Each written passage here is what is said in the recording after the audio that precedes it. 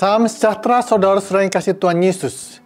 Tanggal 31 Oktober diperingati oleh banyak gereja sebagai Hari Reformasi. Hari Reformasi bermula pada satu peristiwa, yaitu pada tanggal 31 Oktober 1517 pada saat Martin Luther menempelkan selembar kertas pengumuman di pintu gereja Wittenberg, di mana di dalam kertas pengumuman itu dia mencantumkan 95 dalil tentang pokok-pokok teologis yang dia pertanyakan dan mengajak kepada orang-orang Kristen pada waktu itu untuk mengevaluasi praktek keberagamaan untuk bersesuaian dengan Alkitab firman Tuhan. Maka sejak saat itu gereja mengalami apa yang disebut reformasi atau pembaruan kembali yang disesuaikan berdasarkan Alkitab firman Tuhan. Pembaruan kembali seharusnya tidak hanya pada level sebagai lembaga, tetapi juga pada setiap individu, setiap anak-anak Tuhan, setiap orang Kristen. Alkitab firman Tuhan di dalam surat Roma pasal 12 ayat 1-2 juga memberitahukan kepada kita hal pembaruan hidup. Karena itu, saudara-saudara, oleh kemurahan Allah, aku menasihatkan kamu supaya kamu mempersembahkan tubuhmu sebagai persembahan yang hidup, yang kudus, dan yang berkenan kepada Allah. Itulah ibadahmu yang sejati. Janganlah menjadi serupa dengan dunia ini, tetapi berubahlah oleh pembaruan budimu, sehingga kamu dapat membedakan mana kehendak Allah, apa yang baik, yang berkenan kepadanya, dan sempurna. Saudara-saudara yang kasih Tuhan Yesus, Paulus menempatkan jemaat di Roma dan juga saudara-saudara dan saya di antara dua sisi.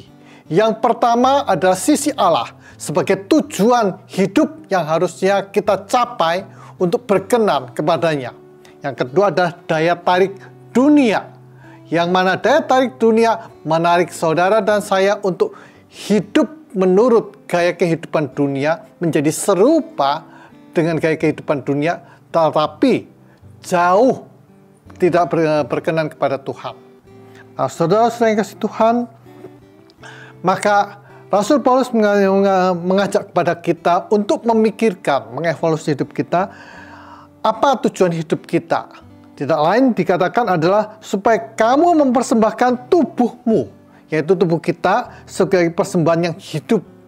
Pada saat kita hidup, kita memberikan yang benar-benar yang baik kepada Tuhan, yang kudus dan yang berkenan kepada Allah, yang Tuhan senang kepada saudara dan saya. Kita diajak untuk hidup yang Tuhan senang, bukan yang dunia menyenangi kita.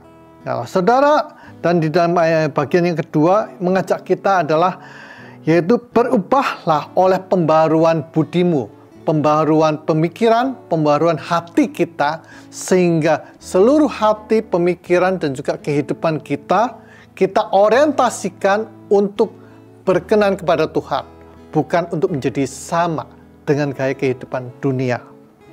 Dan itulah yang Tuhan inginkan buat saudara dan saya, supaya kehidupan kita baik, berkenan kepadanya, dan sempurna.